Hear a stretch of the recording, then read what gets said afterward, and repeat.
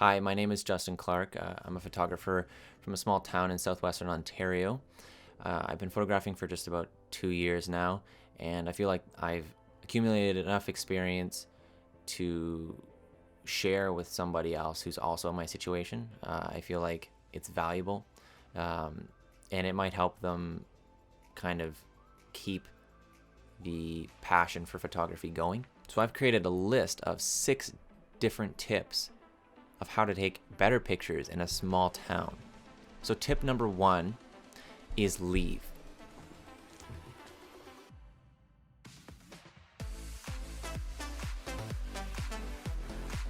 Actually, what I mean by that is tip number 1 is to leave and then eventually come back. The easiest thing that I've found to do is actually just leave. Go drive somewhere. Go spend a day in the next city or something if you can do that. Go for a drive and leave the town for like an hour or more if you can. And what I mean by that is just go do something else. Take your camera with you, put it in the back seat of your car, and just go for a drive. And then when you come back, don't come into town or your city or wherever you live. Don't come back in the same way. Leave one way and come in another direction. What that's going to do is you're going to be seeing your area in a new and different perspective than the way you left. This can create perspectives that you maybe didn't see the first time. Or, if you're driving around trying to find something to take a photo of, are you ever leaving your town or city limits? Probably not. So that's the idea, is leave and then come back. And when you come back in, come in a different way. You might see something you didn't see before. Tip number 2 is go get a coffee. Oftentimes we'll find ourselves just going and getting coffee, and they're always at random times. You never know when you need coffee. And sometimes when you go do that, maybe it's a time that you normally wouldn't have been out at. And so now you're seeing things that you normally wouldn't have seen. I couldn't tell you the number of times we've gone out and there would just be like 6 deer just in a field beside the road. And you're like, if I came out like in an hour from now, intentionally going to look for these deer or anything to take a picture of, they wouldn't be here. That's what happens every time. You go to look for something, it's probably not going to be there. So go get a coffee. Just get a coffee, put your camera in your car, go for a drive with your coffee, bring a friend. So it's not just you driving around by yourself. And you'll be surprised at the things that you find. Tip number 3 is something that is very difficult to do, which is get up early. So oftentimes you're taking pictures during the day and you're not seeing the extreme values of what your area may have to offer because you're out and about between the hours of 10 a.m. and, before the sun goes down. So maybe try those extremes. Get up early. Go before the sun rises and just drive around and see things that maybe look quite different with the sun rising. The sun is going to be on the opposite side of the buildings that you're used to seeing. So it'll make a new perspective. It'll create something that you didn't see the first time. So get up early and go drive around and see what you can see. And the other extreme is go out at night and take pictures at night. Obviously, limitations with shooting at night, but that might open a new genre of photography that you don't typically shoot, and that could be beneficial as well because it's something that you maybe should practice, something that you should expand your portfolio with that you didn't know you needed to until you went out for a drive at night and said, hey, that looks really cool, or you know what, I'd really like to get into street photography. Tip number 4 is also one of those ironic ones, which is actually go out in bad weather. Obviously, drive safe, be careful, but go out when it's not perfect conditions. If you go out every single time when it's perfect conditions, sunny, blue sky, you're gonna have a lot of the same pictures. So maybe go out when it's snowing, go out when it's raining, or when it's looking like it's going to be a big thunderstorm or something like that. That'll make interesting clouds, could make for interesting landscapes. Even though I've said that Ontario is boring, if there's something in the sky that makes the picture interesting, well, then it might be an interesting picture. So as ironic as that tip sounds, maybe go out in bad weather. Tip number 5 is actually recognize your advantage.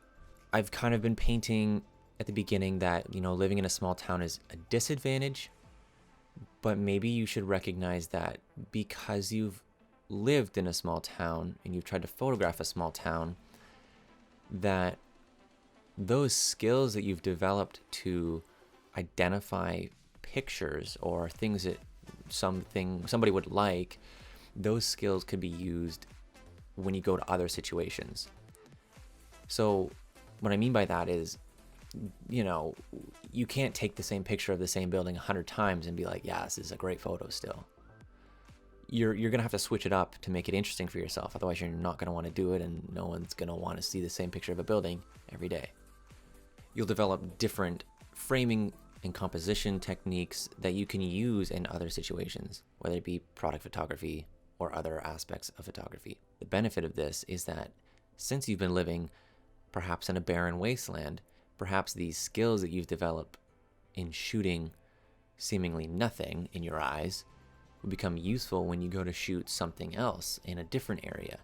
You've developed these unique perspectives on something that you see every day. And now when you go to another town or another city, you see buildings and you say like, oh wow, that's a nice building. And your first instinct might not be just to take the picture of the building. You may look for an alternate composition that, perhaps somebody else didn't think of before.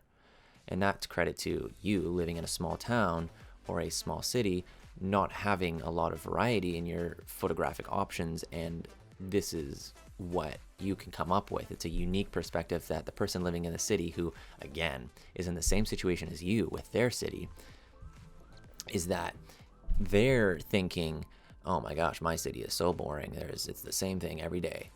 But really, you're coming in with a fresh set of eyes, which can actually transition into tip number 6. Tips number 6 is actually shoot with other people. And if you know photographers in your area, then it's super convenient. And if you don't, there are some. There's always a photographer in your area. That's just a given. And they may be better than you, but that's not something to be afraid of.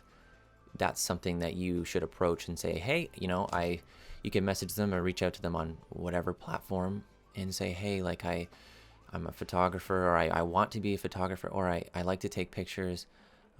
And this is my gear, this is what I have.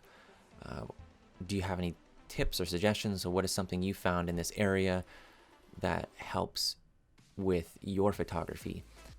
You can reach out to them and just ask, hey, do you want to meet up for coffee? It's the easiest thing to do. You don't even have to drink coffee. If you don't drink coffee, whatever, drink tea. Don't drink tea, drink water, drink nothing, don't drink anything.